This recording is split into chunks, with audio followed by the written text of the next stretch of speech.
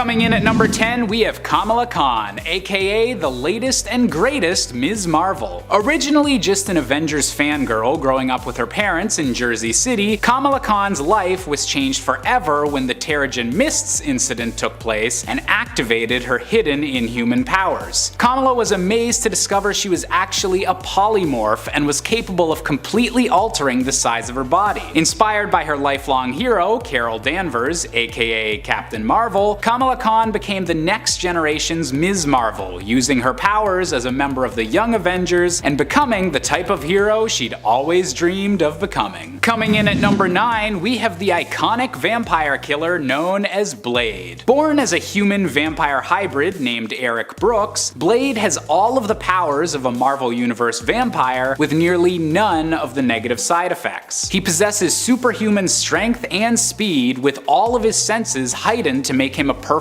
predator, while being immune to damage from sunlight, silver, or holy artifacts that would instantly turn a regular vampire powerless. While he does still need the nutrients from fresh human blood to prevent himself from losing control of his hunger, Blade often uses a special serum as opposed to actually draining the blood of any humans. With so many strengths and so little weaknesses, Blade is definitely a blood-sucking force to be reckoned with. Coming in at number 8, we have the crazed character known as GWENPOOL. One of the weirder characters from throughout the Marvel multiverse, Gwendolyn Poole is originally from an alternate reality that just might be our own, before somehow getting sucked into the Marvel 616 universe through a comic book, granting her even more fourth wall breaking powers than even her namesake of Deadpool. With the ability to manipulate all aspects of her comic book world, such as physically interacting with lettering and caption boxes, Gwenpool is capable of literally rewriting reality to get the upper hand on her opponents, making her powers some of the most unusual throughout all of Marvel history, but still counting as some of the most powerful to ever come from a teen hero. Coming in at number 7, we have Vulcan, the secret third brother of Scott and Alex Summers, also known as Gabriel Summers. Born on the Shi'ar throne world following his parents' abduction by the Shi'ar Empire, Gabriel was aged rapidly in an incubation accelerator, and discovered he was an Omega-level mutant far above his brother's power back on Earth, giving him the unique ability to control the elements of water, wind, earth, fire, electricity, light, and darkness, using these incredible powers to take over the Shi'ar Empire and become their new emperor. And while this position of power would occasionally bring him into conflict with the X-Men, he still could generally be counted upon to fight for the side of good with his incredibly impressive power set. Coming in at number 6, we have the upcoming Disney Plus star, Moon Knight. A street-level Marvel hero with powers that go far beyond the usual street, Mark Spector is a vessel for an Egyptian god known as Khonshu. Able to embrace the 4 different aspects of this deity as 4 distinct personalities within his own head, Moon Knight is strongest under the light of a full moon, giving him physical strength far beyond that of a normal man and a pain tolerance that is nearly limitless. On top of his supernatural abilities, Mark is also an expert in both weaponry and hand-to-hand combat, combining them with his moon-based powers into a deadly combination that makes him one of the ultimate crime fighters and mercenaries in the entire Marvel world. Coming in at number 5, we have Ben Grimm, aka The Thing. One of the original members of the Fantastic Four, Ben Grimm found his entire body converted into an orange rock-like substance after being bombarded with cosmic rays alongside the rest of the Fantastic Four during their initial fated journey into space. Because of this transformation, Ben has become the physically strongest member of the team by far, and appears to be continuing to get stronger with age, capable of lifting 30,000 tons worth of a building to prevent it from collapsing, and even being able to push back entire alien motherships. He might often get overlooked compared to some of the other brawny Marvel heroes like Thor and the Hulk, but the Thing is definitely a strong contender whenever it counts. Coming in at number 4, we have the Sorcerer Supreme, aka Dr. Stephen Stephen Strange. Doctor Strange is Earth's primary defender against mystical threats in the Marvel Universe, and always seems to have some sort of spell available to solve whatever problem is currently facing Earth's mightiest heroes. As a master of the mystic arts, Strange has also entirely stopped aging, and is effectively immortal, being unable to die from any medical diseases or regular symptoms of old age. And when Strange recently did die in the Marvel comic called The Death of Doctor Strange, he had already concocted a way for a younger version of himself from the timeline to take his place and defend Earth against any extra-dimensional forces that might seek to take advantage of his own death. There's planning ahead, and then there's Dr. Stephen Strange taking it to a whole different level. Coming in at number 3, we have Bobby Drake, aka Iceman. As one of the earlier members of the Uncanny X-Men, Bobby has had a lot of time over the years to explore his powers, and contrary to appearances, he can do far more than just convert his body into ice. Classified as an Omega-level mutant, the most powerful kind there is, Iceman is capable of not only controlling the temperature of all of his own molecules, but is able to manipulate water molecules entirely as part of his own mass. This means the possibilities for Bobby's powers are as intense and malleable as water itself, allowing him to freeze the blood within enemies' veins, travel instantly through a stream of water, or even turn himself into a massive, snow-covered giant capable of wading his way across the literal ocean. Totally not showing off there, Bobby.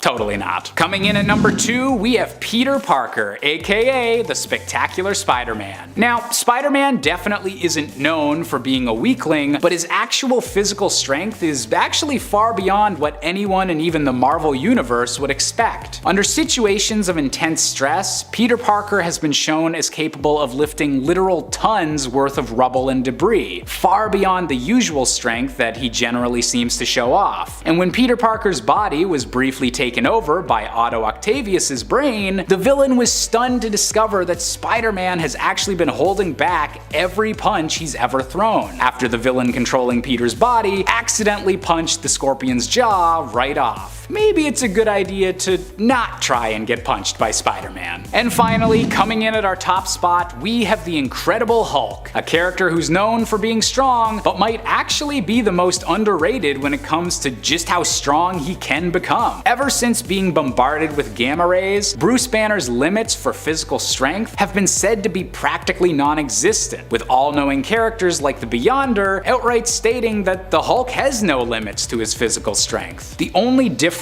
between different Hulk forms is their starting strength, with all of them still having the potential to theoretically complete feats such as outpulling a black hole. It's this endless capacity for potential destruction that has made the Hulk such an alluring target to evil forces over the years, but if the Hulk's proven anything, it's that maybe he's not a guy you should try to mind control. And it's at Midnighter. Midnighter, alongside his future husband Apollo, was part of the top secret Stormwatch team created by the first weatherman, Henry Bendix. Nobody but Bendix himself knew of the team's existence. Bendix built them as superhumans, and when they donned their costumes and spoke their code names, their previous identities ceased to exist. Midnighter has the power to predict how a situation will happen before it starts. This allows him to run through a given situation millions of times in his mind, instantly covering every possible result before his first move is even made. He uses this information to predict the actions and or reactions of others, counteracting their moves almost before they even think to make them, effectively making Midnighter the greatest tactician in the history of mankind. Basically the good guy version of the Thinker.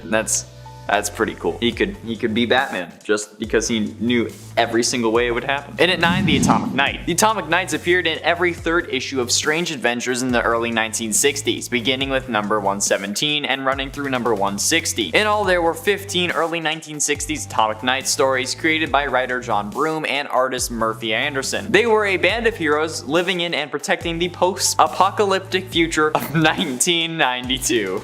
Yep, at that point it was the future. Following the catastrophic Hydrogen War of 1986, a petty tyrant named the Black Baron ruled a small section of the Midwestern United States with an iron fist. He was opposed by Sergeant Gardner Grail of the Atomic Knights, who wore medieval suits of armor that were impervious to the Baron's energy weapons, the armor having been irradiated in the war. Gardner Grail also has precognition and wears a suit of armor that grants him enhanced speed, strength, endurance, and lets him blast energy, as well as being adaptable to other technology. And at 8, Akrita. Andrea's father was Bernard Bernardo Rojas, once a renowned leader in Central America who researched pre-Hispanic cultures at a university in Mexico. She lived alone with her cat named Zapata, named after one of the revolutionary leaders in Mexico. Acrata specialized in striking against organized crime. Every time she caught a perpetrator or helped avert a tragedy, she cited a literary quotation, or if she had the time, painted graffiti insulting or challenging the local authorities, which might hint at her being a bit of an anarchist, which honestly I'm kinda into. This character seemed to be kind of a Mexican Batman, and despite her anarchist tendencies, she often worked with another two Mexican superheroes, ICEMAN and El Muerto. Together with these two allies and Superman, she once saved Mexico and the world from the total destruction from a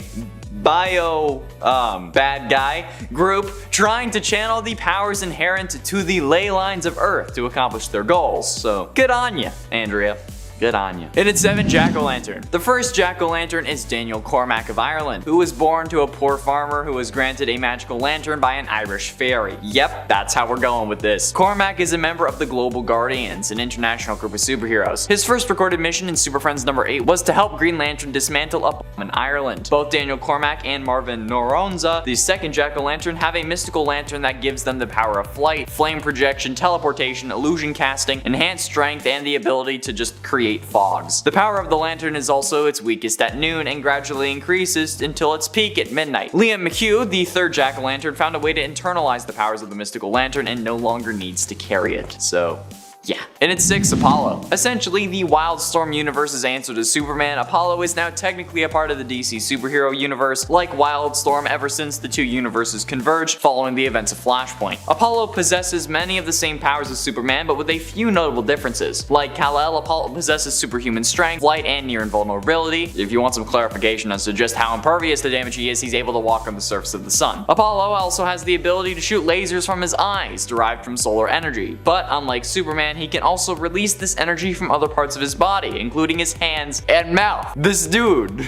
can fire lasers from his mouth. He uses hyper beam in real life. His only real weakness is that he relies on the sun for his powers, so if he doesn't get enough exposure, his powers will diminish, but hey, at least Apollo isn't vulnerable to kryptonite. Halfway through into number 5, Swamp Thing. In a secret facility located in the Louisiana swamplands, scientist Alec Holland and his wife Linda invented a bio-restorative formula that would solve any nation's food shortage problems. Ferret and Bruno, thugs working for Nathan Ellery, barged into Alec's lab, knocked him out, and planted a bomb in the facility. Alec woke up just as the bomb exploded, and in the flames he ran into the swamp. His body had been drenched in the bio-restorative formula, and this affected the plant life of the swamp, imbuing it with Alex's consciousness and memories. The newly conscious plant life then formed a semblance of a human form and rose up from the bog as the Swamp Thing, the latest in a long line of Earth elementals created when the Green was in need of protection. His body is composed of sentient vegetable matter, he has the ability to nourish himself, superhuman strength, elemental control, chlorokinesis, astral projection, biofission, immortality, regeneration, size alteration, resurrection, you name it, and Swampy can do it. Swampy away! And in 4, Mr. Miracle. Mr. Miracle was scot-free, the god of escape in the New Gods mythology. A Genesian raised on Apokolips, he defected with his lover Big Barda to Earth, where he used the skills he learned in escapology, both as a performance artist and in the Justice League of America. Originally, the boy scot-free was the son of High Father Isaiah, the ruler of New Genesis. However, as a part of a diplomatic move to stop a destructive war against the planet Apokolips, High Father agreed to an exchange of children with his enemy Darkseid. In doing so, he surrendered scot-free to the care of his enemy while he received his enemy's son Orion. This guy has new god physiology, okay, making him immortal, super strength, super durable, and giving him super agility. Plus, when utilizing his full godly potential, Mr. Miracle wields a cosmic energy field called Alpha Effect, which allows him to transverse through time and space, heal living beings, fully restore creatures back from death, and control energy to an almost boundless degree. Yep, you're on the list. Getting close to the end in at number 3, JEMM, son of Saturn. After both his mother and teacher were killed by the White Martians, JEMM stole a ship and escaped to Earth, in search of his lover Syra, who had fled there earlier. He arrives in Harlem, New York and is befriended by an orphan named Luther Mankin. After a series of adventures with and without Luther, JEMM eventually found Syra. They all then traveled to Nubok, a red Saturnian colony, but because he refused to take sides in his civil war on Nubok, JEMM was disavowed and cast out by both factions. Dispirited, JEMM and Luther return to Earth, and given that JEMM is a form of Martian in a sense, his Saturnian physiology gives him flight, metamorphosis, physiokinesis, telekinesis, telepathy, energy projection, superhuman durability, superhuman stamina, and superhuman strength that allows him to match Martian Manhunter blow for blow. So I think this is a pretty worthy number 3. Penultimately, in at number 2, Karate Kid. Karate Kid is actually Val Armour, a superhero from the future and also a member of the Legion of Superheroes. He is a master of every form of martial arts to have ever been developed by the 30th century. The extent of his skill was so great that he could severely damage various types of hard material with a single blow, and was briefly able to hold his own against Superboy through the use of what he called super karate. So he already seems pretty legit. Val Armour was the son of Japanese greatest crime lord Kiaru Nezumi, also known as the Black Dragon. When he was born, his mother, an American secret agent known as Valentina Armour, tried to hide him from his father, but she failed to do so and was killed for her affront. Japan's biggest hero, Sensei Toshiaki, and the White Crane, eventually killed the Black Dragon for his crimes and then adopted the infant Val. He raised Val as if he were his own son and trained him in all manner of martial arts. Val became the youngest warrior ever to earn the title of samurai, and he went on to work for his local shogun. However, after trying his best and failing to please his supervisor, he quit and searched the galaxy for new forms of battle to master. That just goes to show you, people, appreciate your employees, otherwise they're gonna quit and go search the galaxy for new forms of martial arts, okay? And finally, in at number 1, Blue Beetle. Jamie Reyes was a relatively normal high school student from El Paso, Texas. His father ran a garage and his mother was a paramedic, and he had a little sister who was a total brat. Jamie hung out with his 2 best friends, Brenda and Paco, and he acted as like the mediator between the hardworking Brenda and the laid-back Paco. By both Brenda and Paco's accounts, he was a good friend, kind of person who could just let them be themselves and would always make things better. Jamie aimed to help his father out in the garage, but Alberto turned him down, not wanting to see his son grow up too fast. Ted Cord, the second Blue Beetle, had come into possession of the Blue Beetle Scarab, the artifact which had given Dan Garrett, the first Blue Beetle, his powers. The Scarab had been presumed destroyed early in Ted's superhero career, but it was discovered intact in a pyramid in the Middle East. This is where Jamie gets his powers as well. What are those powers, you ask? The Scarab can and will use its powers of its own accord. Jamie, however, can override the Scarab if need be, and should Jeremy fall prey to mind-altering power, the Scarab will take control of the armor. So it will act on its own, and basically he's not mind control anymore because it's just the Scarab doing it, not actually him. Number 10, Silver Surfer. The Silver Surfer gains the power of the Infinity Gauntlet in a what-if story from the 1989 series featured in issue 49 of that series. What if Silver Surfer possessed the Infinity Gauntlet? Well, he would obviously try to use the power for good. He ends up being lifted up into godhood because he wields such awesome power and attempts to turn the universe into a paradise, eradicating hunger and disease for all races across the cosmos. Also, fun fact, did you know that back in the day when you had the Infinity Gauntlet you were considered a god and that was like part of the story? That was the thing. Silver Surfer also makes Death a more approachable hot lady, so that when people die they will not fear her but cherish her instead. I mean, I personally think Death was already hot before, but I guess now she's more hot, so that's great. In the end, unfortunately, even Silver Surfer becomes corrupted by the Gauntlet's power. However, our heroes have a solution for that and introduce Shala Bal, Norrin Radd's lost love, into the mix. She manages to be able to level with Norrin and even convinces him to renounce the power, saving the world with this final sacrifice. And her final sacrifice too, because they're both like, okay, well, we're just gonna die now, bye. Number 9, Nebula. Nebula is a complicated character. She's not really a full-on villain and she's not really a full-on hero, but I feel like her portrayal by Karen Gillan in Marvel's Guardians of the Galaxy series has helped us to see her more as a villain worth redeeming and moving more into the realm of hero than anything else. And in honor of that, I'm going to count her as such for the purpose of this list. One of the last times I was reading a sort of hero Nebula story was when she teamed up with Thane, Star Fox or Eros if you will, and Trico Slatteris, the champion of the universe, to seemingly defeat Thanos. In reality, Thane was using them for his own means, and when Nebula found this out, she attempted to defeat Thane herself. In the comics, she was one of the characters to get her hands on the Infinity Gauntlet during the events of the Infinity Gauntlet story. She ended up being the really big bad when she took the gauntlet from Thanos and then had to be defeated thereafter. At that time, Nebula was pretty much a villain, so yeah. But like I said, we can kind of consider her a hero, so she was a villain at the time, but she's still a hero. Does that make sense? I'm counting it, whatever. It's my list. I decide who stays. And friends, before we move on to this next spot, if you are loving this list and you want more lists like this where we talk about who's wielding the Infinity Gauntlet and what they did with it, be sure to let us know by giving this video a thumbs up. I personally would love to see like an alternate Thanos Infinity Gauntlet list as well. I don't know if that's a thing. I don't know if we have enough alternate Thanoses for that list, but I think it would be cool if we could do it. Number 8.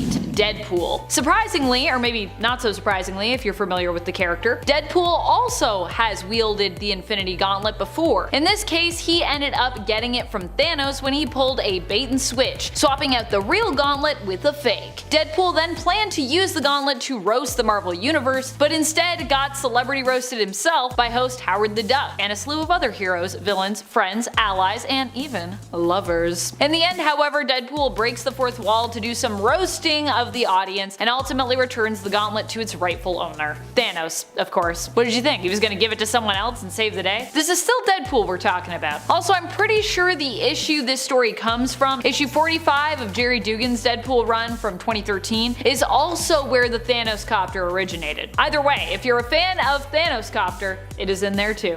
Thanos copter. Thanos is flying around in it. Number 7. Gamora. Gamora ended up using the Infinity Gem's combined power to fold the universe in half, creating Warp World in the comics. Warp World contained only combined Marvel characters who were all composed of 2 different souls, like Emma Frost and Wolverine, who were combined together to create Diamond Patch, or Weapon Hex, a combination of Laura Kinney aka X-23 and Scarlet Witch. Technically, Gamora didn't use a gauntlet specifically to do this, but she did utilize the power of all the gems, which makes it, I think, close enough for her to rank here. At the time, what she was doing was, well, pretty villainous. But Gamora in general is considered to be a hero, in modern comics especially. Well, when she's not stealing gems and folding the universe in half, of course, which is also from modern comics. To check out this story, you'd want to check out Infinity Wars, so go do that, because Warp World is cool.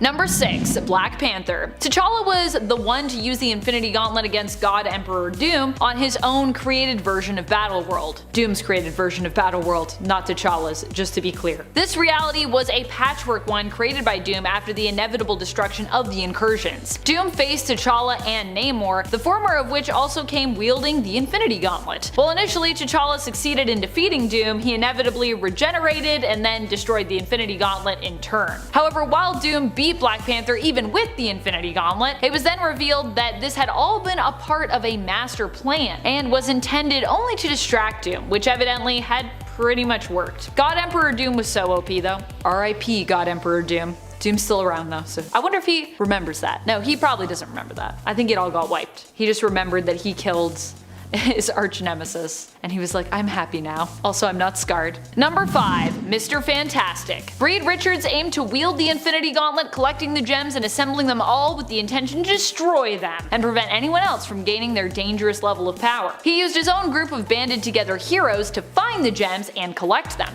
Unfortunately, his plan did not work, and he had the secret superhero Brainiac group, the Illuminati, instead become the protectors of the gems, which were then split up. Each one of them was given one to hide in the universe so that the gauntlet could never be reassembled and used against them. Of course, this didn't end up being a permanent solution to that problem, because these are the Infinity Gems, and no matter which way you slice it or split these gems up, they're eventually going to be used again by someone in the future to do some kind of good or ill. Usually though, they're used for ill. So yeah. And no matter how hard you try to hide those Infinity Gems, people go and find them.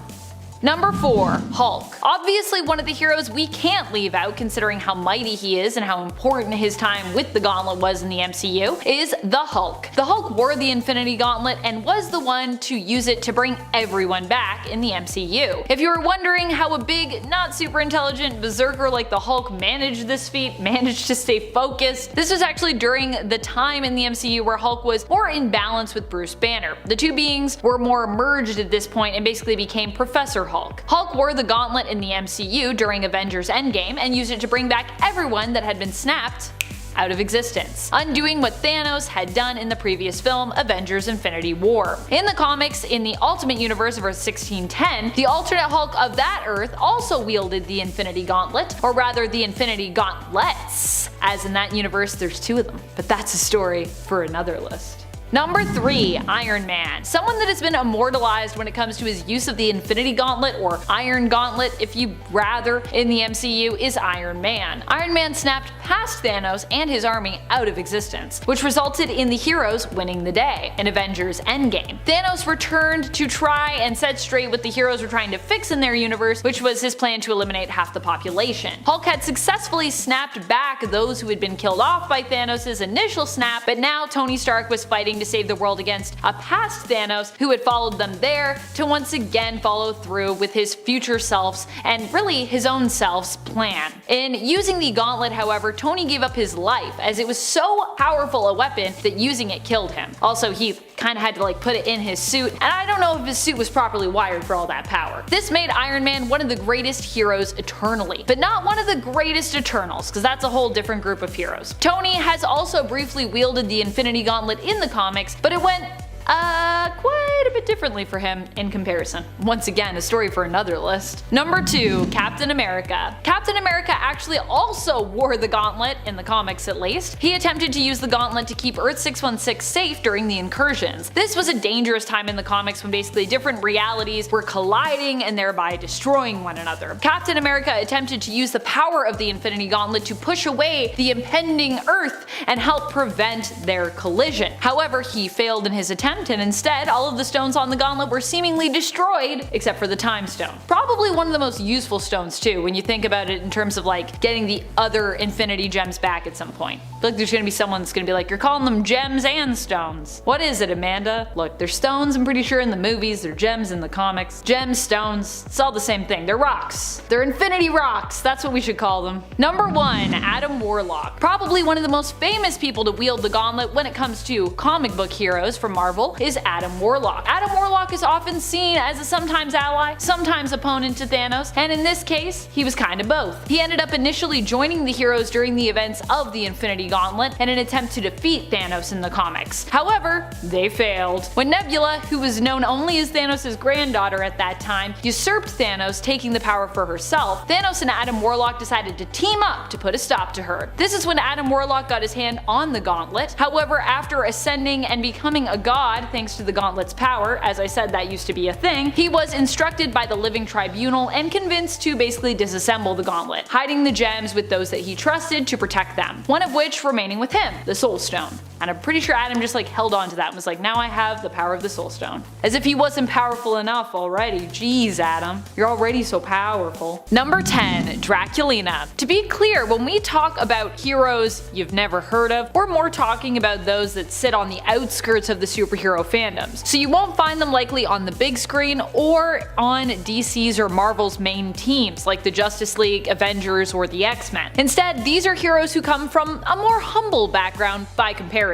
Some of them may have been simply forgotten due to just how long they've been around, whereas others typically are associated with smaller or even in some cases now defunct publishers. Coming from the world of fellow indie hero Vampirella, Draculina is sort of Ella's adopted sister and also kind of her ex-lover or ex-one-night stand. There have actually been at least 2 different Draculinas, possibly 3 at this point. One is Lilith's biological daughter and the biological twin sister of Vampy, who is blonde. The other one, the one I'm focusing on, who was once Vampy's lover, became obsessed with her and was eventually adopted by Lilith to become the new Draculina. If you want to learn more about her and other Vampy adjacent characters, Sacred 6 is a pretty cool comic that I would recommend that you check out. Or you can learn more about this version of Draculina in the 2019 Vampirella series from Dynamite. Both of those series, by the way, are by Christopher Priest. Both Draculinas go by the name Victory, although the one we're talking about here was originally named Victoria, but the two do differ in terms of appearance and, like I said, blood relation.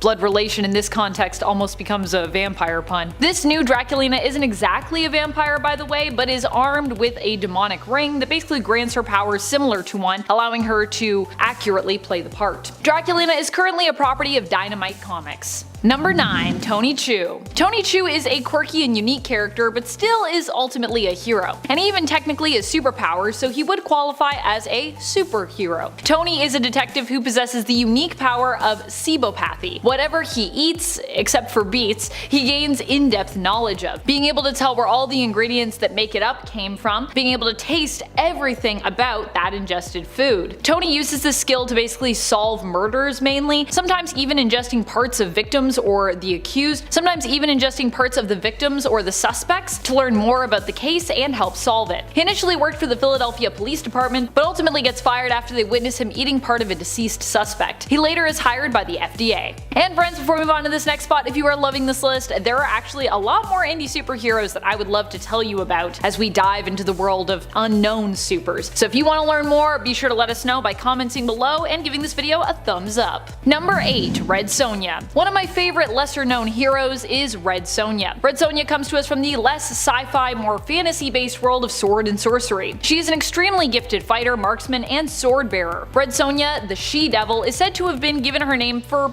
well, many different reasons. One such story as to how she got her name is that she left to seek out adventure and her fortune and became a mercenary, earning the name Red because of all the blood that she spilled. Red Sonja, while not a traditional hero, pretty much always stands up to those who are cruel and corrupt, often fighting for those who are oppressed, even against her better judgment. She has even fought death before in combat and won, allowing her to live on when she was on the brink of death. Red Sonja was once a character from the Marvel Comics wheelhouse, but currently calls Dynamite Comics her home. Number 7. Vampirella, but you can call her Vampy. Vampirella isn't a conventional hero by any means, but she definitely tries to do what's best by folks while still being a vampire from outer space, and at the same time with ties to Lilith and Hell. Overall, she's both complicated and also kinda super simple, and it's that weird blend of those two very different elements that I love about her. Vampy, being an intergalactic vampire, is super strong, fast, can fly because she actually has wings, and also has been shown to have access to advanced technology at times due to her ties to the planet Draculon. Vampirella is currently attached to Dynamite Comics, but was originally a property of Warren Publishing. Number 6. Savage Dragon. Savage Dragon is a popular hero as far as the lesser known or indie heroes go, so if you haven't heard of him before, you might want to check him out. Initially, his origins were a mystery. All we knew was that he was a humanoid, green-skinned, dragon-like character who decided to fight as a police officer and hero, fighting against the criminal and mutant super freaks of Chicago. That's also in part because Savage Dragon initially had really bad amnesia in the comics, so he didn't actually even remember his own origin story at the time. Savage Dragon hails from Image Comics and was originally introduced as simply Dragon before being known under the mantle of Savage Dragon. His powers include super strength and super healing. Number 5. Witchblade. Witchblade is a hero who comes from Top Cow Productions. Mainly we've known Witchblade as Sarah Pizzini, but the Witchblade has belonged to many other powerful women throughout the years. The Witchblade is an ancient mystical artifact that typically binds itself to a host who can then wield and use its powers at will. It can be more or less powerful depending on the host, but in this case, since Sarah is one of the most well-known hosts of the Witchblade, we're gonna basically base the ranking on her abilities. The Witchblade can be used to summon mystical armor, which can cover the entirety of its host's body, though typically most are not skilled enough to actually summon that much armor, and instead are usually only covered in little pieces of armor as a result. Hence why you see that Witchblade art and she's like, not really covered in much. This armor grants the wearer invulnerability, but even if its host is harmed, it also grants the power to heal. Aside from creating armor, the Witchblade can also be used to create weapons on the fly. It also increases its host's strength and endurance. Sarah herself was also a trained NYPD detective prior to becoming the host for the Witchblade, so she also brings her skills as an officer and detective to the table. Number 4. Luther Strode. Luther Strode is the main character in the Strange Talent of Luther Strode series, a series that hails from Image Comics. Luther ends up acquiring powers that enhance his strength, durability, speed, and combat skills after receiving a mail order exercise program known as the Hercules method. Luther's powers, however, only create more harm than good in his life and lead to a lot of death, much of it happening as a result of his own involvement. Try as he might to try and do good with it. While not a conventional hero, Luther definitely fits the bill of an anti-hero, or more accurately tragic hero archetype, with everything going awry no matter his intent. He's also someone I would personally love to see take on the hero who made our number 2 spot. Number 3. Radiant Black. Radiant Black is Nathan Burnett, or was Nathan Burnett. Nathan to start, anyways. Going to try not to spoil this series because it's one that I think we should all be reading, so I'm just gonna leave it at Nathan for now. Radiant Black is the first hero we meet in this series. In issue number 1, Nathan ends up getting the powers of the Black Radiant, which basically means he has the powers of a black hole. Radiant Black can manipulate gravity and also becomes super dense with this power set. The downside for this hero is being new means that he's pretty inexperienced in the comics thus far. However, gravity manipulation as a power set is insane, which is how he ranks so high up on this list despite his inexperience. Radiant Black hails from Image Comics, and like I said, if you have not checked out this series and gotten to know the Radiants yet, well, you definitely need to change that, and you need to do so. It's like Power Rangers, but possibly cooler, and I say that having much respect and much love for Power Rangers. So that's not a snub at all, it's just like, it's really good. Number 2. Bulletproof. You know Invincible, but do you know Bulletproof? Fans of the comic series likely do, but if you just became an Invincible fan via the animated series, then this isn't a character that you'd be familiar with just yet. After all, at this point we've only had one season so far, so it's very likely Bulletproof will appear in the series, just not until a bit later on. Bulletproof is Xandel Rudolph. He got his powers as a result of his brother using him as basically a science experiment, as his brother Tyrone was actually obsessed with superpowers. Xandel would end up getting powers as a result of this mad science, while his brother would end up dead. Bulletproof also goes on to take up the Invincible mantle at one point, filling in for Mark when he is off-world. Xandel's powers are based on energy absorption, which I think is one of the strongest power sets to have personally. Bulletproof, like other heroes in the Invincible universe, comes to us from Skybound, which is an imprint of Image Comics. Number 1. The Darkness. The Darkness is an ancient elemental force that takes up residence in a host, granting them special powers. One of the most famous hosts that we have come to know as the Darkness